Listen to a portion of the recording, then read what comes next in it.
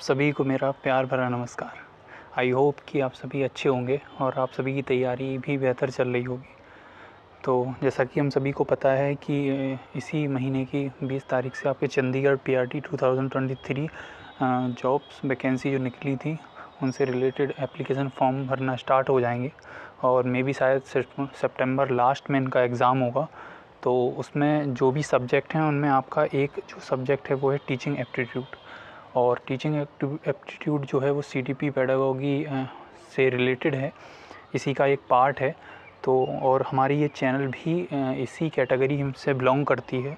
तो आपको इस वीडियो के माध्यम से ये जानकारी मिलेगी कि आखिर जो टीचिंग एप्टीट्यूड वाला पार्ट चंडीगढ़ पीआरटी एग्ज़ाम में आना है उसमें कौन कौन से टॉपिक कवर किए जाएंगे और आपको किन किन टॉपिकों को ज़्यादा बारीकी से पढ़ना है।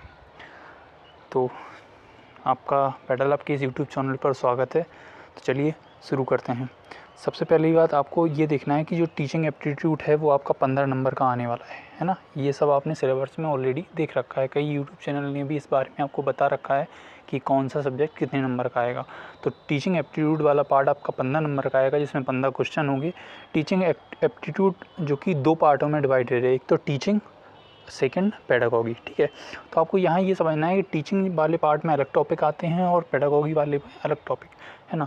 तो टीचिंग वाले पार्ट में कौन कौन से टॉपिक में आएंगे, एक तो आपका डेवलपमेंट है, जिसमें आपने डेवलपमेंट पढ़ा है कि विकास कैसे कैसे होता है या कितने महीने में का बच्चा क्या क्या कर सकता है, इन सब से रिलेटेड चीज़ आएंगी। साथ में आपने डेवलपमेंटल स्टेज पढ़ी होंगी है ना, प्याजे की अवस्थाएं हैं, या उसके अलावा इन्फेंसी हो गया आपका, अर्ली चाइल्डहुड, मिडिल चाइल्डहुड या एडोलसेंस हो गया। तो इन सब के बारे में आपको डेवलपमेंट वाले पार्ट पढ़ना है। अगला है लर्निंग। लर्निंग में आपको निर्मित बात यानी कि कंस्ट्रक्टिविज्म, ठीक है, बिहेवियरिज्म एंड कॉग्निटिज्म, इन सारे में आपको पढ़ना है कि किसने अधिगम के बारे में क्या क्या बातें कही हैं। अगला है आपका टीचिंग। ये मोस्ट इम्पॉर्टेंट है क्योंकि इसमें आपको टीचिंग के कॉन्सेप्ट और बहुत सारी चीज़ें जो पढ़नी होंगी, जिन टॉपिकों को आपको इन सारी टॉपिकों को सब टॉपिक के रूप में पढ़ना है वो आगे हमने एक्सप्लेन कर रखी हैं। उसके बाद आपको एजुकेशन, उसके बाद आपको कमीशंस एंड पॉलिसीज़ के बारे में।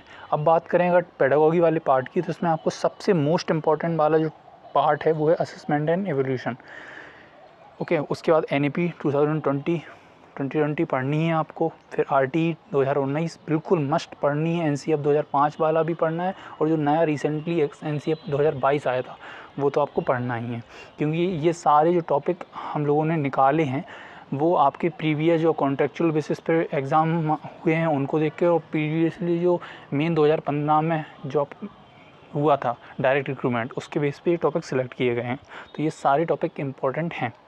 अब बात करेंगे इनकी डिटेल की। तो जो टीचिंग वाला पार्ट है उसमें आपका जो टॉपिक है डेवलपमेंट, उसमें क्या क्या पढ़ना है आपको। तो डेवलपमेंट में आपको पढ़ना है डेवलपमेंटल एरिया, जिसमें आपका फिजिकल हो गया, कॉग्निटिव हो गया, सोशल हो गया एंड इमोशनल, इन सब के बारे में आपको डीप से पढ़ना है।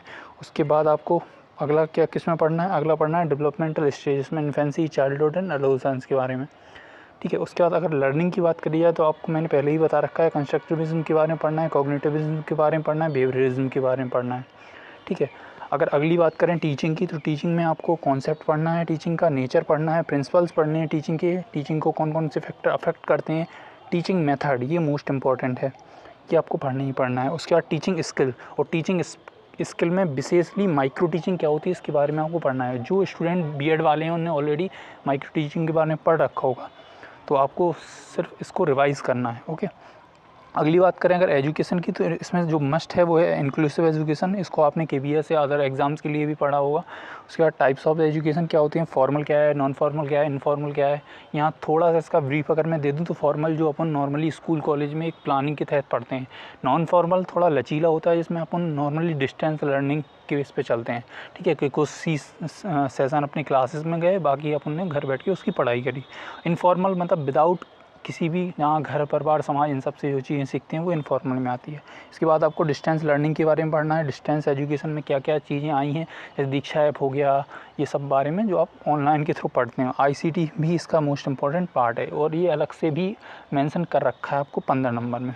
उसके बाद आपको पता है कि कमीशन एंड पॉलिसी में आपको क्या क्या कौन कौन से कमीशन एजुकेशन से रिलेटेड आए हैं, चाहे वो अपने आज़ादी से पूर्व हों या आज़ादी के बाद, ये सारे आपको पढ़ना है। अब चलते हैं अपने पेडागोगी वाले पार्ट में। तो आपका जो असेसमेंट एंड एवोल्यूशन वाला पार्ट है ये मोस्ट है, इसको आपको बहुत ही अच्छे से पढ़ना है। और आप कोई भी चंडीगढ़ पीआरटी के 2015 का, 2019 का, 2021 या 22 का आप एग्ज़ाम उठा के देख लीजिए, उसमें निश्चित 2-3 क्वेश्चन असेसमेंट वाले पार्ट से आ ही आए हैं। तो इसमें आपको डिफरेंस पढ़ना है कि मेजरमेंट, असेसमेंट एंड एवोल्यूशन के बीच क्या अंतर होता है। ओके, उसके बाद टाइप्स ऑफ असेसमेंट पढ़ने हैं, इसमें आपको ऑफ, फॉर, एज ये पढ़ना है। इसके बाद टाइप्स ऑफ एवोल्यूशन पढ़ना है, जैसे प्लेसमेंट हो गया, फॉर्मेटिव हो गया, डायग्नोस्टिक हो गया, सबमिटिव हो गया। और मेनली आपको सीसीई के बारे में पढ़ना है कि सीसीई, क्योंकि एनसीएफ 2005-2022 ने सीसीई की अवधारणा बहुत अच्छी तरीके से दे रखी है। तो उसका फुल फॉर्म क्या है, कंटिन्यूस एंड कम्प्रीहेंसिव एवोल्यूशन। इसका भी क्वेश्चन आया था पिछली बार चंडीगढ़ पीआरटी में। आपको टूल्स ऑफ असेसमेंट क्या, अचीवमेंट टेस्ट क्या होता है, पोर्टफोलियो क्या है, चेकलिस्ट क्या है, रेटिंग स्किल क्या है, रुब्रिक्स क्या हैं, प्रोजेक्ट, असाइनमेंट है, ऑब्जर्वेशन के बारे में पढ़ना है। उसके बाद आपको वैलिडिटी क्या होती है, रिलायबिलिटी, ऑब्जेक्टिबिलिटी, यूजेबिलिटी, कम्प्रीहेंसिवनेस क्या होती है, इन सब के बारे में आपको पढ़ना है। तो ये तो था आपका असेसमेंट वाला पार्ट पेडागॉजी में। अगला है आपको आरटी 2019 में पढ़ना है। इसमें अलग अलग धाराएं हैं, कौन सी धारा में किसके बारे में कहा गया है।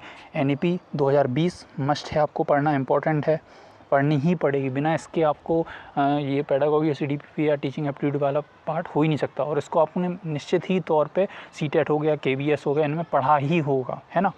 आपको इसके बाद एनसीएफ 2005, क्योंकि जो पिछला कॉन्ट्रेक्चुअल एग्ज़ाम हुआ था उसमें एनसीएफ 2005 से क्वेश्चन पूछे गए थे, तब एनसीएफ 2022 नहीं आया था। अब रिसेंटली जो एनसीएफ 2022 आया है, आप उसमें निश्चित ही क्वेश्चन पूछे जाएंगे, है ना। तो ये आपने आई होप कि केबीएस में भी पढ़ा होगा, और अगर आप DSSB एग्ज़ाम की तैयारी कर रहे हैं तो इसमें भी आप ये सारी चीज़ें पढ़ रहे होंगे।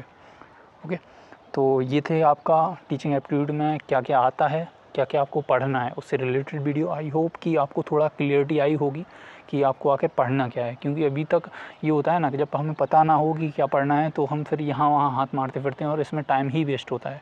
अब आपको एक क्लियर गाइडेंस मिल गई है, आपको पता चल गया है कि ये टॉपिक तो मस्ट है पढ़ना, है ना। तो पहले इनको कंप्लीट कीजिए, फिर उसके बाद आप अदर चीज़ें यहाँ वहाँ पढ़ सकते हैं। उसके साथ ही हमने चंडीगढ़ पीआरटी के जो प्रीवियस ईयर क्वेश्चन पेपर थे उनके क्वेश्चनों को एनालाइज़ किया है, डिस्कस किया है आपके साथ।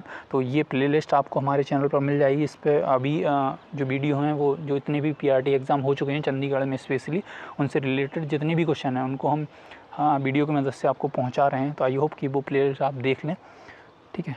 तो जो उम्मीद है कि आपको हमारा ये प्रयास पसंद आया होगा और आपके माइंड में थोड़ी क्लियरिटी आई होगी कि टीचिंग एप्टीट्यूड आखिर है क्या, उसमें क्या क्या हमें पढ़ना है। तो मिलते हैं अगली वीडियो के साथ, तब तक के लिए बाय बाय, टेक केयर।